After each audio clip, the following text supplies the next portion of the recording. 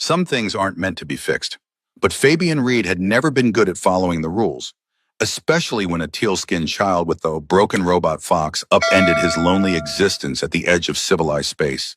The ancient air filtration system wheezed pathetically as Fabian Reed hunched over his workbench, perspiration trickling down his neck. The metal shell of the outdated moisture regulator gaped open like a wounded animal, its internal components exposed to the humid air of Umber Station. His fingers, calloused and stained with lubricant, deftly manipulated a microfusion coupler as he attempted to coax the device back to life. "Come on, you stubborn piece of first-generation Martian junk," he muttered, squinting through the magnification lens hovering above the workbench. "You survived the resource wars. You can survive the little corrosion." A sudden sputter from the device sent a shower of blue sparks cascading over Fabian's hands. He jerked back with a curse, dropping the tool and instinctively reaching for the half-empty bottle of synthetic whiskey sitting precariously close to the edge of his workbench. The burn of the amber liquid down his throat momentarily distracted him from the stinging of his singed fingers and the persistent throbbing behind his eyes. 17 hours. That's how long he'd been awake, working on one hopeless case after another. Repairing the forgotten, discarded technology that the wealthier residents of Umber Station's upper rings wouldn't even glance at. Outside, transport shuttles thundered past, their engines vibrating the grimy windows of his workshop. The transparent panels hadn't been properly cleaned since before he took over the place 3 years ago, after the previous owner had succumbed to Rigelian fever. Fabian had inherited the cramped repair shop with its disorganized inventory, mysterious boxes of spare parts, and a reputation as a last resort for the desperate and the broke. He adjusted the intensity of his work lamp and refocused on the moisture regulator. Something in the circuitry caught his eye. 28 corroded connection points stared back at him. He blinked hard, panic fluttering in his chest. Number. Not 28, just 6. 6 corroded connections. The numbers were playing tricks on him again. Fabian set down the microfusion coupler and took another steadying swig of whiskey. The burn helped push the phantom numbers back where they belonged, buried under 4 years of self-imposed exile on the rusty space station at the edge of civilized space. "Mr. Regulator doesn't drink on the bum," he told the device mockingly. "The regulator keeps his circuits clean and his conduits clear. Be ye like Mr. Regulator." The shop's entrance sensor chimed, the sound cutting through the constant hum of machinery. Fabian didn't look up. Probably another dock worker with a malfunctioning life support module or a cracked atmospheric suit. Business as usual in the bottom ring of Umber Station. Excuse me, emergency." A small teal blur slammed into his workbench with surprising force. Tools scattered in every direction. The whiskey bottle tipped, spinning dangerously toward the edge. Fabian lunged, catching it mere centimeters before it would have shattered on the metal floor grating. Standing before him was a Stellarian child, no more than 8 standard years old. Her teal skin shimmered with bioluminescent freckles that pulsed with distress. Crystal-like hair floated around her head in a gravity-defying cloud, and her 6-fingered hands clutched something protectively against her chest. The child's clothing, an elaborate dress with self-adjusting temperature regulators and embedded holographic patterns, probably cost more than Fabian earned in 6 months. It was now liberally decorated with what appeared to be engine grease, food paste, and possibly hydraulic fluid. "He's broken!" she wailed, her voice producing harmonic overtones that made Fabian's fillings vibrate uncomfortably. "Sparkles won't move, and he's my only friend, and if he stays broken forever and ever, I'll be super-duper sad until the heat death of the universe." Fabian stared at her in bewilderment.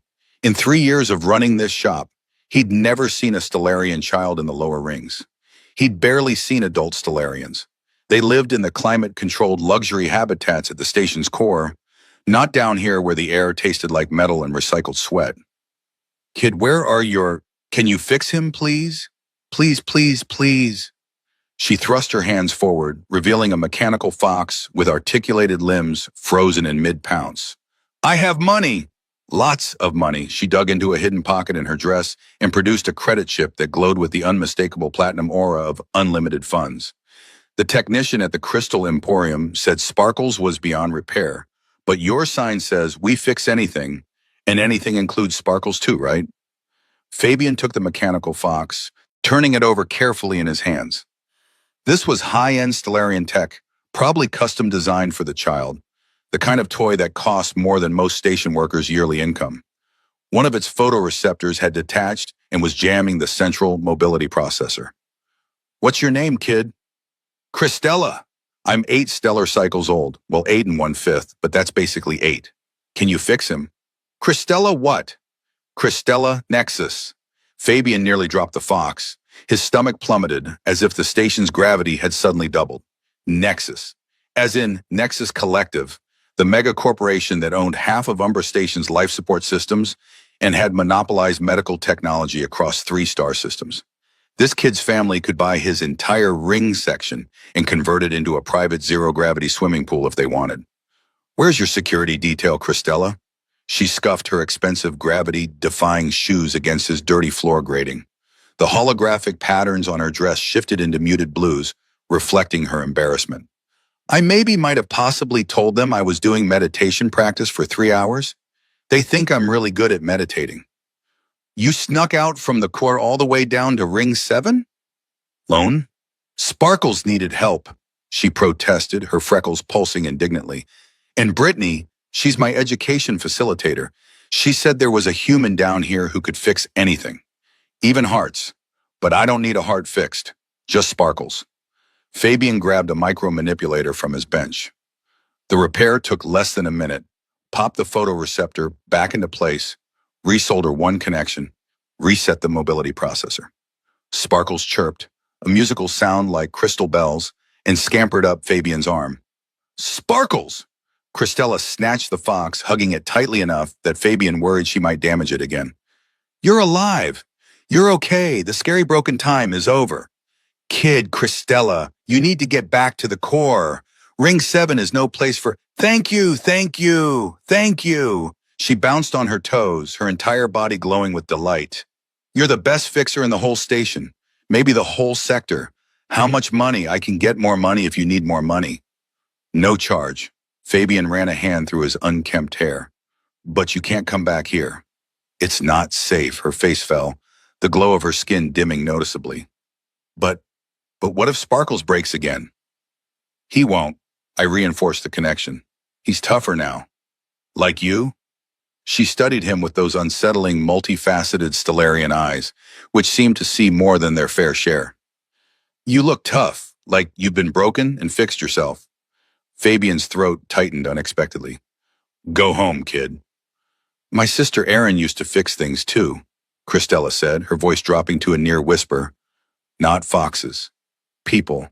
Brain things." She traced a circle around her temple. "But then her laboratory went kaboom, and now she can't see, and she doesn't fix anything anymore. She just sits and sits and sits." "I'm sorry about your sister." "She used to laugh all the time and sing. She'd make up songs about my stuffed molecules and dance around our habitat module, and she gave the best hugs. Now she gives sad hugs. They're still good, but they're heavy, you know?" Fabian did know. He'd given those same hugs after the accident. Hugs that tried to hold someone else together while you fell apart inside. "You better go before someone notices you're missing." Christella nodded but didn't move. "You're nice. Not fancy nice where people smile with just their mouths. Real nice. Like you fixed Sparkles because he needed fixing. Not because we have money. It was just a loose photoreceptor. Will you be here tomorrow?" "I'm always here." "Good, because I might need things fixed." "Not Sparkles. Other things, probably. Maybe." She backed toward the door, Sparkles perched on her shoulder.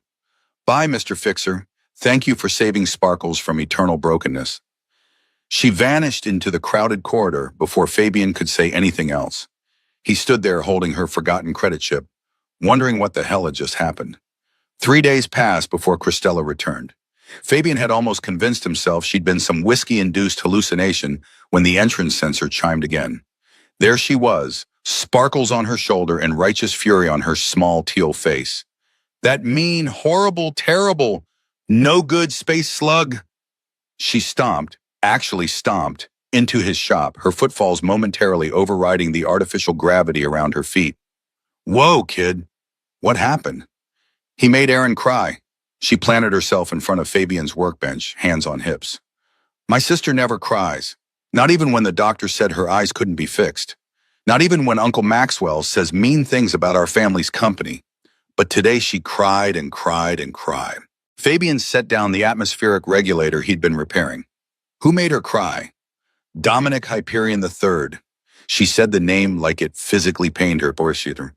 He was supposed to marry Erin, but then her eyes got broken. And today he said, her small fist clenched. He said nobody wants a broken wife, that she's useless now. That's not true, Fabian said, surprising himself with the vehemence in his voice. Your sister is not broken. She just can't see. That's a terrible thing to say. Right? Right! Christella climbed onto his work stool, Sparkles scampering down to investigate the tools spread across Fabian's workbench. Erin's still smart and funny, and she knows everything about brains and quantum biotechnology. And she makes the best hot chocolate in the entire station. She uses real earth cocoa beans.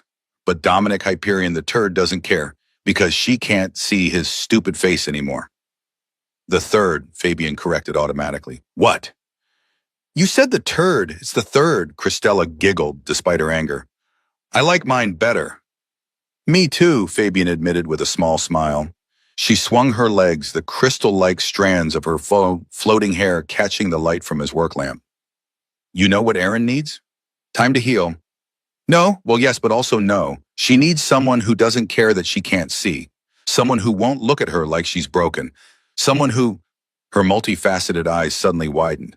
Oh my stars, what? You should marry her. Fabian nearly dropped the microfusion coupler he just picked up. What? It's perfect. You can marry Erin. Kid, I don't even know your sister. But you could, and she can't see how ugly you are. Christella gestured broadly at his cluttered shop. Or that your nose is all crooked. Did you fight someone? You look like you fought someone, or maybe a wall. Thanks for the confidence boost. No, it's good. See, Erin is super pretty, like super pretty. All the men want to marry her because she's pretty and rich, but they get weird when they find out she's blind. But you're already weird. Still not feeling the compliment here. You fix broken things, and you don't care if they're fancy or not. You fix Sparkles even though I'm a stranger. Her voice softened. You'd fix Erin's heart. Hearts are hot moisture regulators, Christella. But they break the same way, she insisted, suddenly serious beyond her years. Something comes loose inside her side, and then nothing works right, and everything hurts. She pulled Sparkles back onto her lap, absently stroking his metallic fur. Erin pretends she's okay, but I know she's not. She thinks nobody will ever love her now. But you would because you don't care about the seeing stuff. You can't just decide two people should get married. Why not? Adults do it all the time. They call it arranged marriage and act like it's fancy. This is the same thing except better because I actually care about Erin being happy, not about joining companies or whatever boring thing adults want. Fabian rubbed his face. Christella, your sister is Erin Nexus. She owns half this space station. I fix obsolete tech in a shop that smells like lubricant and regret. So we're from different worlds. We're literally from different worlds. I'm from Stellaris Prime, and you're from Earth, and we're talking just fine. That's not... Tomorrow, 1600 hours. Bring her here. What? Christella hopped off the stool. I'll tell Erin her audio translator needs fixing. You fix it, you talk, you fall in love. Easy. That's not how love works. How do you know? Are you married? No, but... Do you have a girlfriend? Not currently. When was your last date? Fabian calculated reluctantly. 8 months ago. What happened? She said I was emotionally unavailable and possibly in love with my work. Your work is moisture regulators. She might have had a point. Christella patted his arm with one small, six-fingered hand. Don't worry. Erin won't judge you for loving moisture regulators. She can't even see them. Before Fabian could respond, she was gone again, leaving him staring at Sparkles, who seemed to be judging him with tiny mechanical eyes.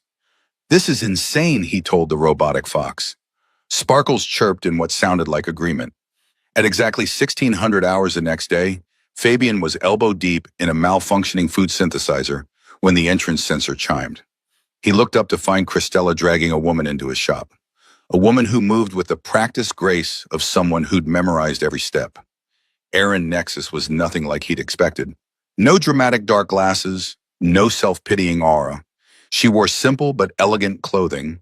Expensive, yes, but understated. Her crystal-like hair was pulled back in a practical style, and her unseeing eyes were a striking violet blue, clouded but somehow still intense. "I apologize for my sister," she said immediately, her voice melodic like Christella's, but with a lower, more resonant tone. "She insisted my audio translator was broken, but it seems to work perfectly fine." She held up a small device. "I suspect this is one of her schemes." "It's not a scheme," Christella protested with exaggerated innocence. "It's a coincidence, right, Fabian?" "Your translator actually does have a problem," Fabian said, recovering his professional demeanor. "Minor frequency drift in the Stellarian to Standard channel. You probably wouldn't notice it unless someone spoke really quickly." Erin tilted her head. "You can tell that just by looking at it?" "I can hear it. Little whine in the upper register." He extended his hand. "Here, let me." He took the device, popped it open with practiced ease. "This coupling is loose. Happens with the Mark 7 models."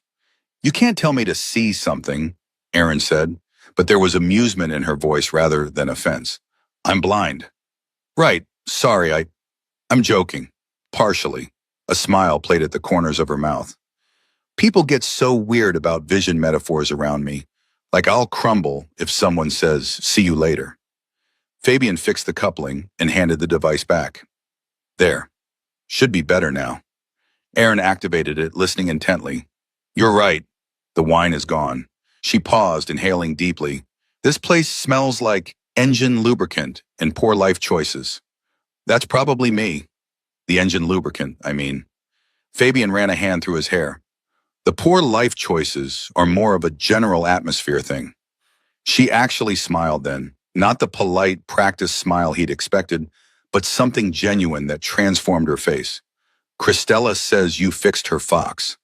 "Sparkles is not just a fox," Christella interrupted indignantly. "He's a very sophisticated robotic companion who I threw at Dominic Hyperion's head last week." "He deserved it," Erin agreed with surprising venom. They ended up talking for an hour. Erin had a sharp wit that caught Fabian off guard, self-deprecating without being self-pitying, intelligent without condescension.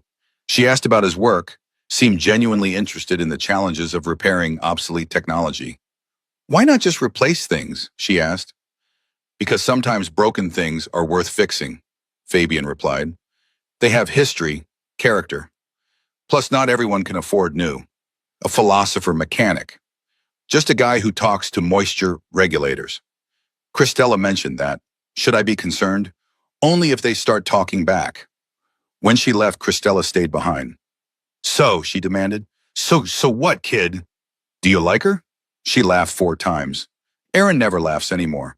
Over the next 2 weeks, Erin found excuses to return to the shop. A faulty data pad that just needed a system reboot.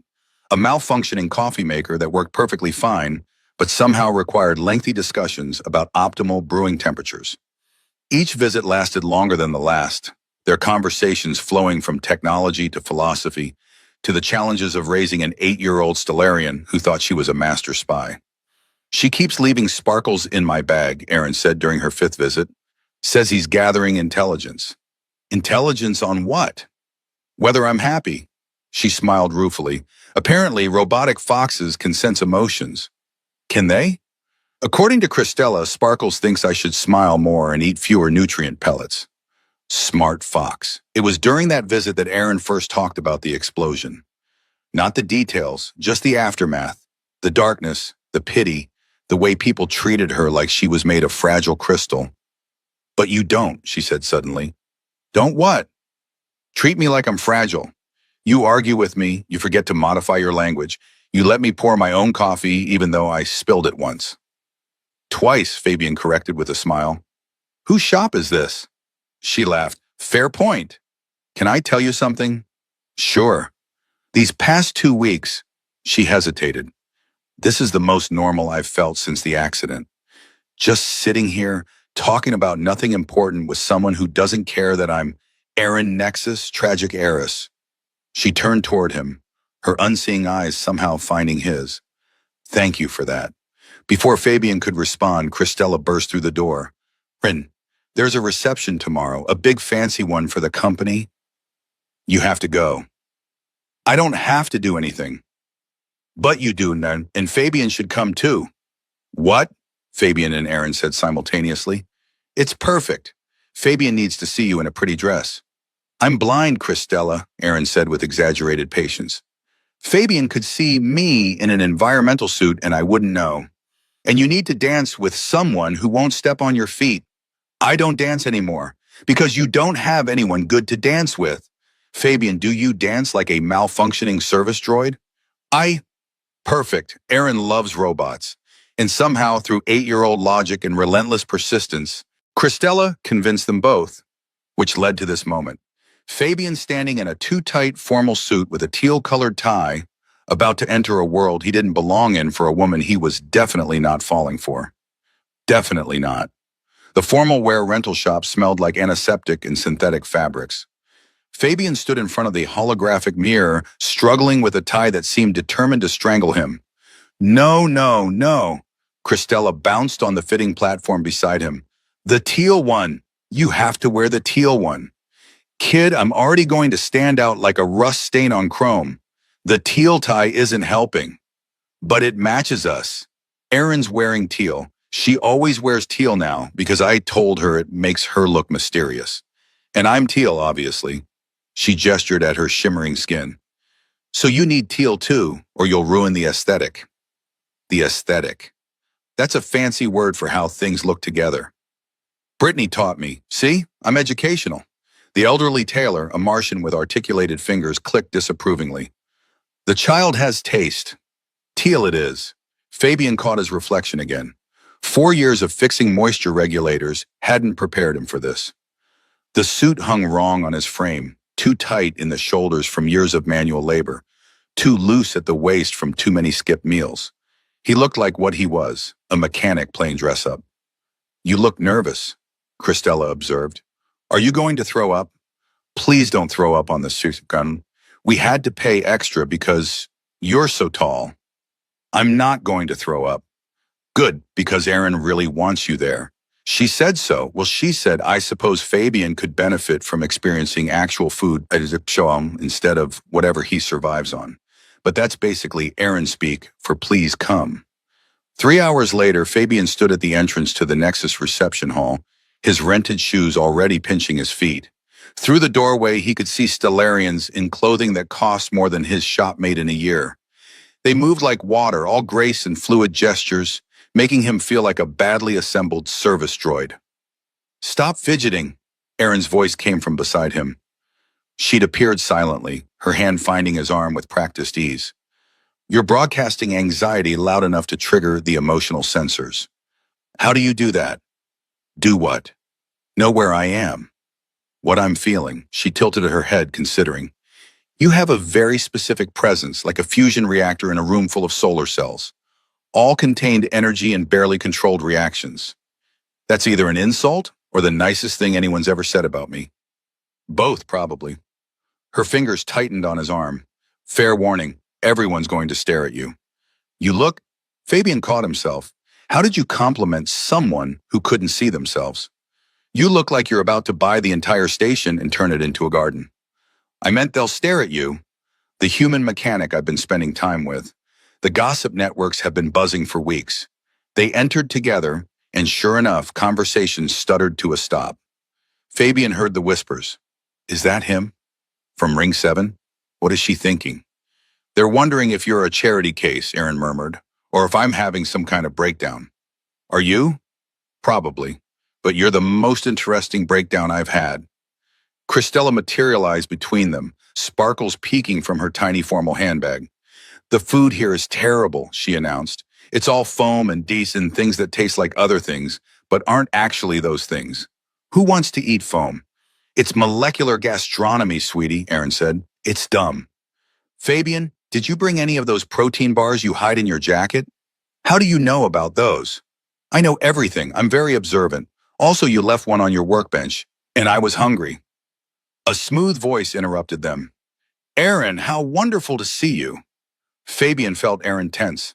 A man approached, tall, perfectly groomed, with the kind of face that belonged on recruitment holograms. Everything about him screamed money and power, from his custom-tailored suit to his predatory smile. Maxwell, Aaron said, her voice cooling by several degrees. I didn't know you were coming. I'm a major shareholder in Nexus Collective. Of course I'm here. His gaze shifted to Fabian. And this must be your friend, the mechanic. Fabian Reed, Fabian said, not offering his hand. Ah, yes, the disgraced quantum engineer. 28 casualties, wasn't it? The room seemed to shrink around Fabian, his fist clenched involuntarily, but Christella suddenly grabbed his hand. Fabian fixes things, she announced loudly. He fixed Sparkles. Can you fix robotic foxes, Mr. Maxwell? I bet you can. You look like someone who breaks things, not fixes them. Maxwell's smile faltered. Children should be seen and not heard. That's stupid. If I couldn't talk, how would anyone know when I need to use the sanitation unit? Christella, Aaron warned. What? It's a legitimate question. Maxwell returned his attention to Aaron, dismissing Fabian entirely. I heard about Dominic. His loss, truly. But perhaps it's fortuitous. I have a proposition for you. Not interested. You haven't heard it yet. Helios Dynamics has made remarkable advances in neural optic interfaces, technology that could restore your sight completely. He stepped closer. All it would require is a partnership. You mean marriage, Aaron said flatly. A merger of equals. Your family's biotechnology knowledge, our resources. And of course, you'd see again. Watch your sister grow up, see the stars, read data screens without audio assists. He stepped closer still. Think about it, Aaron. Your condition need not be permanent. Fabian watched Aaron's hand tremble against his arm. Before he could think, he spoke. She said no to dinner, pal. Pretty sure marriage is off the table, too. Maxwell turned, his perfect features twisting with amusement. I wasn't aware the help had speaking privileges. Funny thing about being disgraced, you stop caring what people like you think. People like me. Maxwell stepped closer, voice dropping. I could buy your entire ring section and turn it into a waste processing facility. I could have your shop condemned with one call. You're nothing. Maybe. But I'm nothing standing right here. And you're still not getting anywhere with the lady. Christella tugged on Maxwell's expensive jacket. Why does your face look like that? Like what? Like someone stretched skin over a service droid but forgot to program emotions. Do you practice smiling in the mirror? You seem like someone who practices. Christella, enough, Aaron said, but Fabian could hear her fighting not to laugh. Maxwell straightened his jacket. Think about my offer, Aaron. You know where to find me. He looked at Fabian. Enjoy the reception, Mr. Reed. I doubt you'll be invited to another. After he left, Aaron exhaled slowly. You didn't have to do that. Do what? Stand up to him. Maxwell Apex doesn't forget slights. Good. Neither do I. Later that night, back in his shop, Fabian spread technical specifications across his workbench. Stellarian neurology techs he'd bought with 3 months of savings, salvaged medical equipment from a decommissioned hospital module, circuit boards that definitely weren't legal for civilian use. What you doing? Fabian spun around. Christella sat on his counter, Sparkles exploring the scattered components. How did you? Never mind. Doesn't matter. You can't be here this late. I told Aaron I was having a sleepover with my friend Zara. Zara's covering for me. She's very reliable. Her parents own the orbital shipyard. You're 8. You can't just, what are you making? She picked up a neural interface chip. Is it a present? Is it for Aaron? Is it for the wedding? There's no wedding, kiddo. Not yet. But Aaron smiles when you're around. She only smiles for real with us. Fabian paused. Us? Yeah, you, me, and Sparkles. We're a team. Team fix Aaron's sad face. She swung her legs. So what is it? Something that might help your sister, but it's complicated and probably won't work. Like trying to teach Sparkles to do backflips? Harder. Wow, that's really hard. I tried for a whole week. She studied the components. This looks like the stuff from Aaron's old laboratory. The one that exploded. How do you know what her lab equipment looked like? I visited all the time. Maxwell said I couldn't, but Erin would sneak me in. She was building something super secret. She said it would help people's brains work better. Christella's voice dropped. Then the bad boom happened. Tell me about the boom. It was loud and bright. Erin pushed me under a desk and covered me. And then everything was fire and smoke, and she couldn't see anymore. Tears gathered in her multifaceted eyes. It was my fault. If I wasn't there, she could have run away faster. Hey, Fabian lifted her chin. Look at me. It wasn't your fault. Your sister protected you because she loves you. That was her choice. But no buts. You know what caused the explosion? Erin says it was an accident, but Brittany, my education facilitator, she says someone made it happen, someone who didn't want Erin to finish her work. Like Maxwell? Christella nodded vigorously. He's mean. And his face is weird. And he offered Uncle Terrence lots of money for Erin's research. But Uncle Terrence said no. And then Uncle Terrence died. And then Erin's laboratory exploded.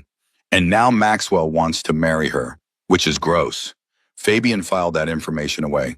You should go home. Can I help with the secret project? It's not, please? I'm really good at keeping secrets. I haven't told Erin about the time you cried fixing that music box. I wasn't crying. It was lubricant from the music box. Sure. She patted his arm. Your secret is safe. 2 weeks passed in a blur of secret work in Christella's increasingly ridiculous matchmaking schemes, and she accidentally locked Fabian and Erin in a storage closet. The door just broke. Weird. She spilled nutrient juice on Erin's dress during lunch, forcing her to wear Fabian's old shirt. Oopsie. But hey, Fabian's shirt smells like engine lubricant and sadness, just like Erin likes. She ordered heart-shaped nutrient discs delivered to the shop during their coffee conversations. They were on sale. Heart-shaped means cheaper, right? Your sister, Fabian told Erin one afternoon, has the subtlety of a meteor strike. Tell me about it. Yesterday, she asked if I'd measured your sleeping pod to see if I'd fit. Fabian choked on his coffee. What? She's worried about practical matters, apparently. Also wanted to know if you snore. I told her I had no idea, and she said yet in the most ominous voice an 8-year-old can manage. They sat in comfortable silence, the shop's familiar sounds wrapping around them. Erin had taken to visiting every other day, always with some excuse. A broken device, documentation that needed reviewing, coffee that was somehow better from Fabian's ancient machine than her expensive home system. Can I ask you something? Fabian ventured. You want to know about the explosion? Am I that obvious? You've been reading Stellarian neurology texts. I can smell them on you. They use a specific binding compound that's quite distinctive. She paused. Plus, Christella tells me everything. That kid needs to learn about secrets. She knows about secrets. She just chooses to ignore them. Erin's fingers found her coffee cup, tracing its rim. What do you want to know? Everything. So she told him about her uncle's vision for democratized medical technology, about developing neural interfaces that could cure blindness, paralysis, and neural damage, about Maxwell's offers, each more aggressive than the last, about refusing to sell, about the day everything burned. I was so close, she said, tears slipping beneath her dark glasses. 2 more weeks, and we'd have had working prototypes. Technology that could have helped millions. Instead, I'm the only test subject who survived. She took a shaky breath, and I can't even prove it wasn't an accident. Your research? Did anything survive? Fragments, pieces, nothing complete. Her voice hardened. Maxwell made sure of that. Fabian's hands clenched. He knew about corporate cover-ups, about profits over people. 28 graves proved that. What if someone could recreate it? Impossible. It took me years to develop with a full team and unlimited resources. But what if someone was very motivated and maybe had help from someone who knew the original research? Erin turned toward him, and even without seeing, her gaze seemed to pierce through him. Fabian, what are you doing? Fixing things. It's what I do. This isn't a moisture regulator. No, it's justice, he hesitated. And maybe if I'm very lucky and smarter than I think I am, it's hope. She was quiet for so long that he thought she might leave. Then her hand found his across the table. Show me. He led her to his workbench, guiding her fingers over the components. She identified each one by touch, her breathing quickening as she recognized her own theoretical work translated into physical form. How did you? Christella remembered more than she thinks. And you talk in your sleep. I do not. When have you heard me sleep? That storage closet was very small. You dozed off. She laughed, bright and unexpected. You're insane. This is insane. It won't work. Then help me make it work. For a long moment, she was quiet, her fingers still exploring his prototype. Okay. They worked together for hours, Aaron guiding him through neural pathways and synaptic interfaces while he translated her knowledge into tangible reality. Christella helped by organizing components and providing snacks. Brain work needs brain food. I read that somewhere. The station lights failed just as they finished the primary coupling. The entire ring section plunged into darkness. Power grid failure, Fabian muttered. Happens twice a month. Emergency generator should kick in. Don't, Aaron said suddenly. Don't what? Don't turn on the generator. Just sit with me in the dark. They found each other by touch, sitting on the floor against his workbench. Christella had fallen asleep on the couch, sparkles curled against her chest. This is what it's always like for me, Aaron said softly. Dark, but with you here, it doesn't feel dark. It feels quiet, peaceful. Aaron, I know this is crazy. I know Christella orchestrated all of this with the subtlety of a rampaging asteroid, but Fabian, I haven't felt like myself since the explosion. Until now, until you. He found her face in the darkness, thumbs brushing away tears he couldn't see. You're brilliant, he said, and funny, and you pretend to be cynical, but you're not. You're hopeful. You're so hopeful it hurts to watch sometimes. Fabian kissed her, soft, tentative, a question more than a statement. She answered by pulling him closer, her hands tangling in his hair. From the couch came a tiny whisper. Finally, Sparkles. Operation Kiss Face is complete. They broke apart, laughing. Were you awake the whole time? Aaron asked. Maybe. Love is beautiful. Also gross, but mostly beautiful. The lights flickered back on. Fabian blinked, momentarily disoriented. Maxwell Apex stood in the doorway, flanked by two security officers. How domestic, Maxwell said, his perfect smile sharp as glass. The mechanic, the blind heiress, and the child. Like a fairy tale if fairy tales happened in garbage-scented repair shops. Fabian stood, pulling Aaron up with him. We're closed. I'm not here as a customer. I'm here with an opportunity. Maxwell stepped forward, his guards spreading out to block the exit. I know what you're building, Reed. Did you really think you could order neural interface components without anyone noticing? It's a free station. Nothing's free, especially not freedom. Maxwell pulled out a datapad. Here's my offer. Give me the prototype and whatever research you've compiled. Walk away from Erin and her sister.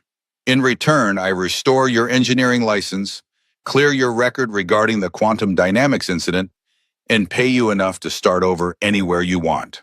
No. No? You haven't even... Don't need to. Get out.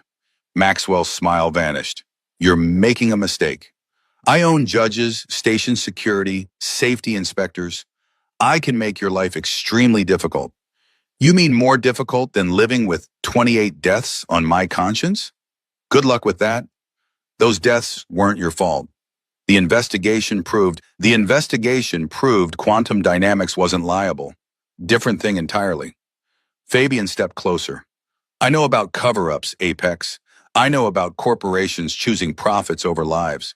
And I know about men like you who think money makes them needs. Careful, Reed. Or what? You'll destroy my reputation? Ruin my business? Take everything I have? Fabian laughed, bitter and sharp. Been there, survived that. You've got no leverage. I have Aaron. No, Aaron said, stepping forward. You don't. You never did. Maxwell's face flushed. You're choosing him? This nobody? This failure? I'm choosing someone who sees me as more than a trophy or a tragedy. He's using you. He wants your money, your connections. He fixed my sister's toy fox for free, Christella piped up, clutching Sparkles protectively. Evil people don't fix foxes for free. That's just science. Maxwell ignored her. You could be respectable. Again, Reed. Have your life back. I have a life. It's messy and weird, but it's mine. Does it include 28 graves? The punch came from nowhere and everywhere at once. Fabian's fist connected with Maxwell's perfect jaw, sending him stumbling backward into his guards. Maxwell touched his lip, seeing blood on his fingertips. His smile returned, predatory and satisfied. Assault. With witnesses. He straightened his jacket. Now I can have you arrested anytime I want. Stay away from Aaron. Stop your little project, or spend the next decade in a station detention cell. He left, his footsteps echoing in the sudden silence. Fabian? Aaron began. I know. That was stupid. That was awesome, Christella shouted. You punched him right in his weird robot face. Did you see how surprised he looked? Can you teach me to punch? No, Sam and Aaron said simultaneously. You're no fun. She yawned. Can we go home now? This has been very exciting, but I'm tired, and Sparkles needs his beauty sleep. As they prepared to leave, Aaron pulled Fabian aside. He means it about the arrest. I know. So what do we do? Fabian looked at his prototype, at Christella falling asleep against Aaron's shoulder, at the woman who'd brought light back into his dark world. We finish what we started, and we do it fast. The security officer's lights painted Fabian's shop in alternating red and blue. He had maybe 30 seconds before they reached the door, enough time to shove the prototype deeper into the hidden compartment behind his workbench, but not enough to hide the scattered neural interface components. Christella stood in the doorway, Sparkles clutched to her chest. Why are there security officers? Did you do something bad? You don't look like someone who does bad things. Listen to me very carefully. Fabian knelt to her level, hands on her small shoulders. I need you to find Aaron. Tell her about the special project. It's hidden behind the workbench. Third panel from the left. Can you remember that? Third panel from the left. But why? The door slid open with a hiss. 3 officers entered, weapons drawn but not quite aimed. The lead officer, a weathered human with kind eyes, looked genuinely apologetic. Fabian Reed, you're under arrest for assault against Maxwell Apex. No, Christella launched herself at the officer's legs. No. You can't take him. He's good. He fixes things. He fixed Sparkles. Bad people don't fix foxes. Kid, please step back. He makes my sister smile. Nobody makes her smile anymore. But Fabian does, and you can't take him. Tears stream down her teal cheeks. Please. He's not bad. He's the opposite of bad. He's good bad. Wait, that's not right. Fabian gently pulled her back. Christella, look at me. She hiccuped, multifaceted eyes wide and wet. Remember what I said about broken things? That they can be fixed. That's right. This is just another broken thing. But I need you to be brave and find Aaron. Tell her everything. Third panel from the left. Can you do that? She nodded, bottom lip trembling. Third panel, I'll remember. I have a very good memory. I remembered all the stations in the sector once. Well, most of them. The officer stepped forward with restraints. I'm sorry about this, Reed. For what it's worth, Apex is pressing charges for a lot more than a bloody lip. My kid says you fix her school's equipment for free. Just doing my job. As they led him away, Fabian saw Christella running in the opposite direction, her crystal-like hair streaming behind her like a comet's tail, Sparkles bouncing in her grip. The holding cell smelled like industrial disinfectant and despair. Fabian had been there for 6 hours, maybe 7, hard to tell without windows. His public defender, who looked barely old enough to drink synth alcohol, had already informed him that Maxwell Apex wanted the maximum sentence, 10 years for aggravated assault. What aggravating circumstances? Fabian had asked. He says you threatened him, says you've been harassing Miss Nexus, says you're trying to steal corporate secrets. That's insane. That's money talking. And money speaks fluent legal. The cell door slid open. Fabian expected another officer, maybe the lawyer returning with worse news. Instead, Aaron entered, Christella trailing behind her. You're out, Aaron said simply. Charges dropped. How? I bought the judge. What? I'm kidding. Mostly, she smiled. I provided evidence that Maxwell has a history of filing false charges against business rivals. Then I suggested that the media might be very interested in why the CEO of Helios Dynamics was in a repair shop in Ring 7 at midnight with armed guards. Aaron, we need to go. Maxwell won't let this stand. He's already had your shop condemned. Fabian's stomach dropped. What? Safety violations, apparently. 17 of them, all discovered this morning by a very thorough inspector who happened to be Maxwell's cousin. They returned to find yellow tape across his shop's entrance. A condemnation notice plastered across the door listed violations that range from substandard ventilation to unauthorized component storage to excessive workplace happiness. That last one can't be real, Fabian said. I may have added that one, Christella admitted. The rest are stupid, but real. Inside, the shop had been ransacked, tools scattered, workbenches overturned. But the third panel remained undisturbed. Fabian pulled out the prototype. Weeks of work condensed into something that looked deceptively simple. 2 lens units connected to a neural interface no bigger than a credit chip. Aaron's fingers explored the device with practiced precision. You actually did it. You rebuilt my research. Had a good teacher. You talk about neural pathways in your sleep. I do not. She paused. This isn't just my research. You've improved it, made it more efficient. The power consumption alone is revolutionary. I had to work with salvaged parts. Necessity, mother of invention. All that. Fabian, her voice dropped. Do you understand what this means? What Maxwell will do if he finds out you've succeeded where Helios's entire research division failed? Then we better make sure he finds out on our terms. Christella, who'd been suspiciously quiet, suddenly perked up. I have an idea. It involves sparkles and possibly crime. No crime, Aaron and Fabian said simultaneously. Light crime, misdemeanor crime, the kind where nobody goes to jail. How do you even know what a misdemeanor is? Brittany's been teaching me about the legal system. She says I need to understand it, given my propensity for chaos. I don't know what propensity means, but chaos sounds fun. Fabian spent the next 3 days hiding in Aaron's luxury habitat, refining the prototype while dodging Maxwell's investigators. The device needed calibration specific to Stellarian neurology, and Aaron served as the most patient test subject imaginable. Anything? He asked for the 100th time, adjusting the neural frequency. Just static. Wait, she gasped suddenly. Something shifted, like shapes where there shouldn't be shapes. Scale of 1 to 10? How uncomfortable. 3, maybe 4. I can stop. Don't you dare. We're close, I can feel it. Christella provided helpful commentary from her perch on the couch. Maybe it needs more power. Or less power. Or different power. What if we powered it with love? That's not how electronics work. You don't know that. Have you tried? On day 4, something clicked. Literally, a tiny sound as the final connection aligned. Aaron went rigid. Aaron, talk to me. Light, she whispered. I can see light. It's not perfect, not complete, but Fabian, there's light. She turned toward him, and for the first time, her eyes focused on his face. Her hand rose, trembling, to touch his cheek. You're all blurry, but you're there. You're really there. This is romantic, but also gross, Christella announced. Are you going to kiss now? Should Sparkles and I leave? Before anyone could answer, the habitat door chimed. On the security monitor, Maxwell Apex stood with a squad of corporate security.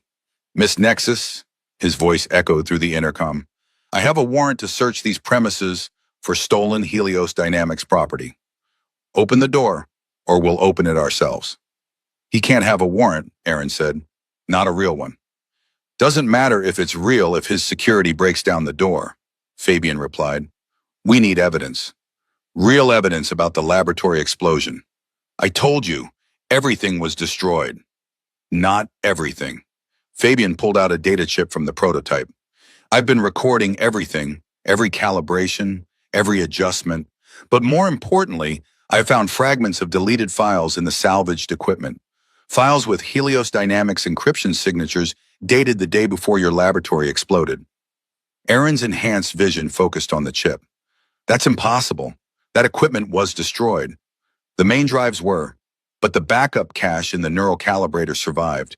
It's fragmented, but there's enough to show Maxwell's people were in your lab system. The door shuddered under impact. Maxwell had given up on waiting. Christella, Aaron said urgently, remember the emergency protocol we practiced? Hide in the safe room and don't come out until you say the password. What's the password? Sparkles is the supreme ruler of the universe. Good girl. Go. Christella scampered away just as the door gave way. Maxwell entered, flanked by 6 security officers, his perfect composure slightly marred by the bruise still visible on his jaw. Aaron, Mr. Reed, so good to see you both. Maxwell. Aaron stood, the prototype lenses catching the light. I'd say likewise, but we both know I've never been good at lying. Maxwell's eyes fixed on the lenses. His expression shifted from smugness to hunger. You actually did it. The neural optic interface. My researchers said it was impossible. Your researchers lack imagination, Fabian said. Perhaps, but they excel at acquisition. Hand over the prototype and all research materials. No. Mr. Reed, you're hardly in a position to negotiate. You're a disgraced engineer with a condemned shop and a criminal record. About that criminal record, Fabian pulled out his personal datapad. Funny thing about security systems? They're only as good as their weakest link. And your personal security forgot to disable their recording equipment when you visited my shop. On the screen, crystal clear video showed Maxwell threatening Fabian, admitting to destroying his reputation, confessing to having judges and safety inspectors in his pocket. That's inadmissible. In court, maybe, but the court of public opinion has different rules. Fabian's finger hovered over the transmit button. One tap, and every major news outlet gets this video along with the evidence of Helios Dynamics infiltration of Nexus Biotech's lab systems the day before the explosion. Maxwell's face cycled through several colors. You're bluffing. Everyone, Aaron said loudly, might want to see this. The habitat door still hanging off its hinges, filled with reporters. Camera drones hummed to life, their lights flooding the room. Miss Nexus, one reporter called out, is it true you've regained your sight? Partially, Aaron replied, touching the prototype. Thanks to this man's brilliance and determination. Mr. Apex, another reporter pushed forward. How do you respond to allegations of corporate espionage? Maxwell straightened his tie, his media training kicking in. These are baseless accusations from a desperate... The lights went out. In the darkness, a small voice piped up. Oops! Sparkles must have accidentally chewed through the power cable. Bad Sparkles. Something small and mechanical skittered across the floor. Maxwell yelped, stumbling backward. The emergency lighting kicked in just in time to show him tripping over Sparkles, arms windmilling as he crashed into his own security team. That was definitely an accident, Christella said solemnly. Sparkles would never deliberately trip someone. He's very ethical. By the time Maxwell extracted himself from the pile of guards, the reporters had their story. The footage of him sprawled on the floor, cursing at a toy fox while Fabian's evidence played on every screen in the room would be viral within hours. This isn't over, Maxwell snarled. His perfect composure finally shattered. Yes, Aaron said quietly. It is. 2 weeks later, after Maxwell's arrest for corporate espionage and attempted murder, Fabian stood in his rebuilt shop. Insurance money from the false condemnation had covered the renovations. The place actually looked respectable now. Clean floors, organized tools, proper ventilation that didn't wheeze like a dying filter system. I liked it better before, Christella announced from her new assistant's workbench. Really just a kid-sized table where she sorted components and drew pictures of Sparkles fighting crime. It had character. Now it looks like adults work here. Adults do work here. Boring adults, not cool adults who talk to moisture regulators. The door chimed. Aaron entered, still wearing the prototype lenses, but now moving with easy confidence. The lenses weren't perfect. She'd probably never have complete vision, but she could navigate the world again. More importantly, she could see the face of the people she loved. You're staring, she told Fabian. You can't prove that. Your vision's only about 60%. 65 and improving. She moved closer, hands finding his face with a combination of sight and familiar touch. You need a shave. I shaved yesterday. That explains nothing. Her fingers traced the familiar landscape of his face, the crooked nose, the scar above his left eyebrow from a childhood accident, the laugh lines that had deepened over the past month. "You're still beautiful," she said. "The lenses definitely need adjusting." She kissed him, cutting off his deflection. It was different now. She could see his expression, watch his eyes close, observe the way his hands automatically found her waist. "Ew!" Christella covered Sparkle's optical sensors. "There are children present, innocent children who don't need to see adult kissing." "You've been trying to get us together for months," Fabian pointed out. "That was before I knew it involved so much face touching." "Nobody warned me about the face touching." "Would you prefer we stop?" Aaron asked. "No, you have to get married so I can be a flower attendant. But maybe kiss less obviously or when I'm not around, or just pat each other's heads like Sparkles and his girlfriend do." "Sparkles has a girlfriend?" "Miss Twinkles. She's a robotic cat. It's very complicated and beautiful." 3 months later, the shop hummed with activity. Fabian worked on his fifth neural optic prototype of the week, while Aaron handled consultations with newly blind patients. They'd partnered with hospitals across 3 systems, providing affordable alternatives to the expensive treatments Helios Dynamics had monopolized. Mr. Reed, an elderly Martian, entered, holding the hand of a small child, his granddaughter blind from birth. "We heard you might be able to help." "We can try," Fabian said, then called out, "Christella, new patient." Christella appeared with a clipboard nearly as big as she was.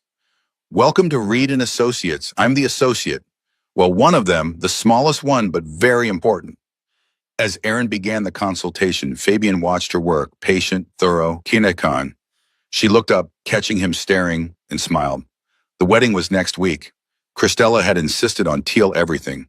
Teal flowers, teal cake, teal bow tie for Sparkles. "It's symbolic," she'd explained. "Teal for Stellarians and teal for Earth Oceans, because love is beautiful, but also sometimes scary, like when you walk into walls because you're thinking about someone instead of watching where you're going." "That's oddly profound," Aaron had said. "I'm 8 3/4. I'm very wise." The wedding itself was small, just family, close friends, and half of Ring 7 who decided they were close friends. Christella's attendant dress had pockets specifically designed for Sparkles.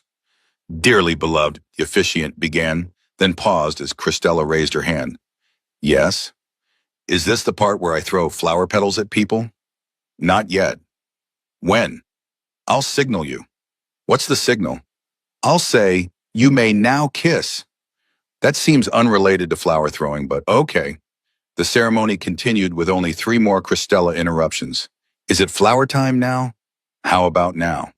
When Fabian and Aaron exchanged rings, Sparkles chirped the wedding march, slightly off-key. "Do you, Fabian, take this woman?" "Yes." "I haven't finished." "Sorry, yes." "Continue," Aaron laughed, her enhanced vision letting her see Fabian's nervous fidgeting, the way he kept touching the ring in his pocket like a talisman. Finally, the officiant reached the crucial words, "You may now kiss." "Flower time!" Christella shrieked, launching handful after handful of petals with remarkable accuracy, mostly at the couple's faces. Tactical flower deployment. Through the storm of teal petals, Fabian found Aaron's face, both of them laughing too hard to kiss properly. "I told you she'd find a way to make this memorable," Aaron murmured against his lips. "Your sister is a force of nature."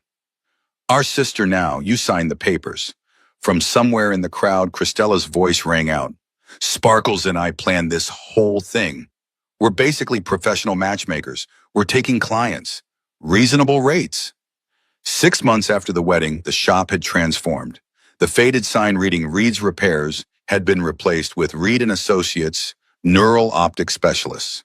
A children's play area occupied one corner, officially for young patients, but mostly for Christella and her growing collection of robotic animals. "I think Sparkles needs a friend," she announced one afternoon, organizing components by size while Fabian worked on a particularly complex calibration. "He has Miss Twinkles." They broke up, creative differences. She wanted to move to Mars. He's committed to his work here. It's very tragic. Sorry for his loss. He's handling it well, throwing himself into his career. He's considering a degree in engineering. Ambitious for a fox. Robotic fox, very different, much more career-focused. Aaron emerged from the consultation room with their latest patient, a teenager who'd lost his sight in a racing accident. The new lenses were lighter, more efficient, and could be adjusted as the wearer grew. Version 2.0, Fabian called them, though Christella insisted they should be called Supervision 3000. How do they feel? Aaron asked the boy. Like magic, he breathed, looking around in wonder. I can see my mom. His mother burst into tears, hugging him, then Fabian, then Aaron, then Christella, and somehow even Sparkles. This is why we do this, Aaron said quietly to Fabian as the family left. The hugs. The hope. Speaking of hope, Fabian said, pulling up his latest designs, I think I've figured out how to extend the visual range into the ultraviolet spectrum. That's not medically necessary. No, but it's cool. Imagine seeing colors that don't technically exist. You're such an engineer. You married this engineer. Momentary lapse in judgment. That's been lapsing for 6 months now. The lapse continues. Christella made exaggerated gagging noises. You're being gross again. Sparkles is very impressionable. Sparkles has seen worse, Aaron said, ruffling her sister's crystal-like hair. True, he's very worldly. He's been to 3 stations now. 2 stations and a shuttle. Shuttles count. As they debated space travel classifications, Fabian watched his strange, perfect family. A year ago, he'd been alone in a dirty shop talking to moisture regulators and drinking synthetic whiskey. Now he had a wife who saw him, really saw him, a sister-in-law who believed he could fix anything, and a robot fox with apparent career ambitions. What are you thinking about? Aaron asked, noticing his distant expression. Just thinking about how a teal 8-year-old, 8 3/4, Christella interrupted, almost 9, was the smartest person on this rusty station. Christella beamed. I knew you'd marry each other. I told Sparkles on day 1 he thought I was crazy, but I knew you needed each other. Aaron needed someone who'd see her as Aaron, not as broken, and Fabian needed someone who couldn't see his terrible fashion choices. My fashion choices aren't, you wore the same shirt for 3 days straight last week. It was comfortable. It had holes. Ventilation. Aaron laughed, the sound bright and free.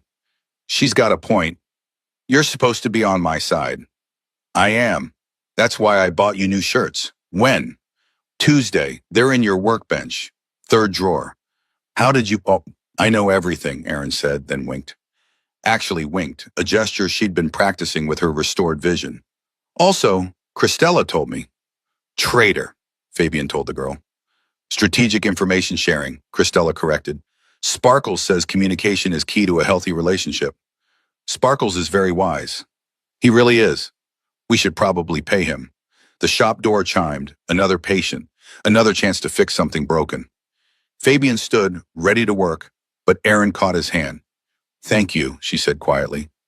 For what? For seeing me when I couldn't see myself. For fixing things that seemed unfixable.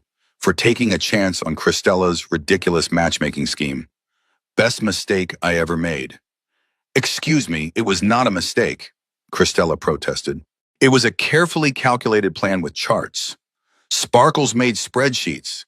They all turned to look at the robotic fox who was somehow holding a tiny piece of plastic covered in illegible scribbles. See? Christella said triumphantly. Spreadsheets, and in a shop that smelled like engine lubricant and hope, surrounded by the controlled chaos of their improvised family. Fabian realized that broken things weren't just worth fixing. Sometimes they became stronger for having been broken. Come on, he said, squeezing Aaron's hand. Let's go fix something together. Can Sparkles help? Christella asked. Always. As they worked side by side, the afternoon light streaming through windows that were finally clean, Fabian caught Christella whispering to her robotic fox. We did good, right, Sparkles? We fixed them both. And from his tiny speaker came a satisfied chirp that sounded almost like agreement. 5 years later, narrated by Christella Nexus, age 13. So here's the thing about being 13 3/4. Everyone expects you to be all moody and complicated, but honestly, life's pretty fantastic when you're the coolest ant in 3-star systems. Aunt Stella, My nephew Brittany bounces into my workshop. Yes, I have my own workshop now, thank you very much. Nia took apart Sparkles again. I spin around in my chair, which costs more than most people's habitats because we're ridiculously, obscenely, almost embarrassingly rich now. Turns out when you invent neural optic technology that cures blindness across 17 different species, money just sort of happens. Naya, I call out. My 4-year-old niece appears, teal hands covered in mechanical fox parts, crystal-like hair sticking up like she's been electrocuted. She looks exactly like I did at that age, except somehow more chaotic. I'm improving him, she announces solemnly. He needs jet boots. Sparkles doesn't want jet boots. He's afraid of heights. How do you know? We've been friends for 10 years. I know these things. From the main laboratory, I hear Fabian laughing at something Aaron said. They're working on version 7.2 of the lenses now, ones that can actually let you see through walls, though the government keeps trying to classify those as weapons. Fabian says they're medical devices. The government says they're spy equipment. Aaron says they're both idiots and goes back to her research. They've got 3 laboratories now, 2 production facilities, and an entire hospital wing named after them. But Fabian still fixes moisture regulators on weekends. He says it keeps him grounded. Aaron says he's ridiculous. Then they kiss, and I have to cover the twins' eyes because gross. Aunt Stella, Brittany asks, sitting on my workbench, tell us the story again. Which one? The one where you made Mom and Dad fall in love.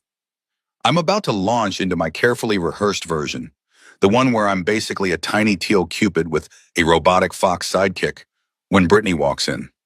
Brittany, my old education facilitator, still visits every week to help with the twins' education, since I insisted she be their teacher too.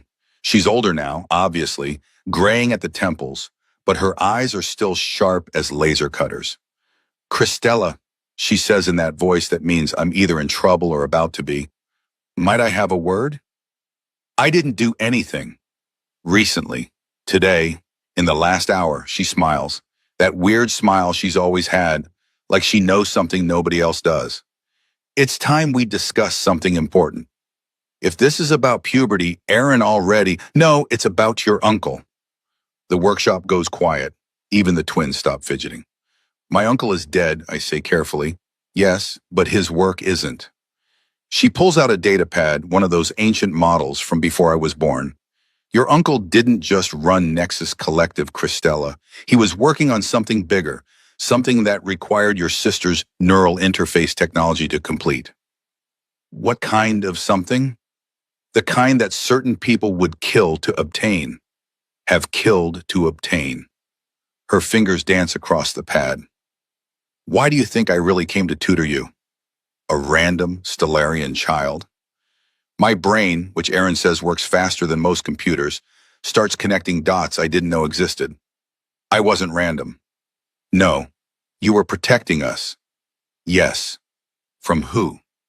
She looks at me with those sharp, sharp eyes. From the people who killed your uncle. The same people who tried to kill your sister.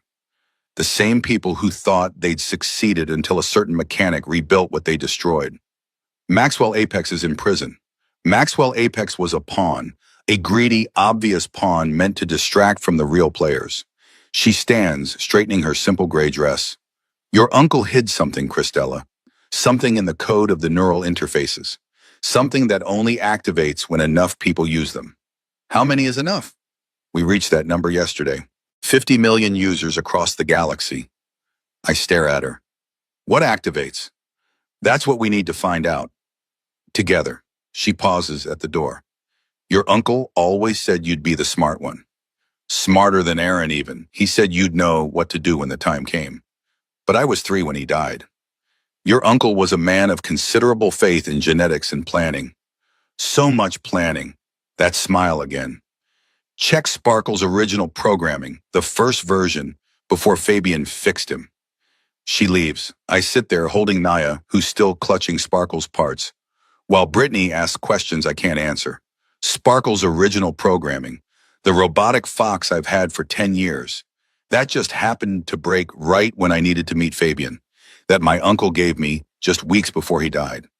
I look at the pieces in Nia's hands, specifically at the memory core I've never actually examined. Because why would you look at a toy memory core? Kids, I say, trying to keep my voice steady, want to help Aunt Stella with a mystery? Yes, they shout in unison. As I carefully extract the memory core, my hands shaking slightly, I think about Brittany's words, about my uncle, about planning, about how maybe, just maybe, an 8-year-old with a broken robotic fox walking into a repair shop wasn't the beginning of this story at all. Maybe it was just the next chapter.